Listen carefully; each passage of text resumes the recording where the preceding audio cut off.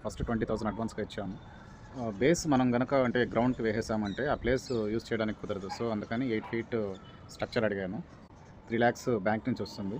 1800 stamp అన్నారు. తర్వాత 1 kilowatt పెంచుకోమన్నారు. 3 kilowatt ఉండింది. అదొచ్చి 4 కేవీ చేసుకున్నాం కాబట్టి సో 1800 2200 మీటర్‌కి కట్టమన్నారు. అండ్ 1800 ట్రాన్స్‌పోర్ట్ అని చెప్పి తీసుకున్నారు. ఒక ముగ్గురు నలుగురు వచ్చారని చెప్పి.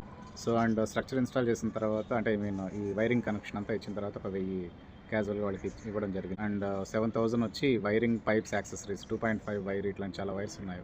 సో అవన్నీ కలిపి మనకు 7,000 దాకా అయింది. 6,000 రూపాయలు బీమ్స్‌కి ఖర్చు అయింది. తర్వాత 5,000 రూపాయలు అయింది. సో 1,500 ఎవరైతే మొదటి నుంచి ఉన్నారో వాళ్ళకి ఒక 1,500 ఇచ్చాను లాస్ట్‌లో. ఒక 2,000 తిరుగు టోటల్ 3,50,300 రూపాయలు లెక్క తేలింది. ఫర్దర్‌గా మనకు 78,000 సబ్సిడీ వస్తుంది అని చెప్పి గవర్నమెంట్ అంది కాబట్టి అది అకౌంట్‌లో ఒకవేళ పడితే 2,72,300 రూపాయలు నాకు 4 కిలో వాట్‌కి అయినట్టు అనమాట.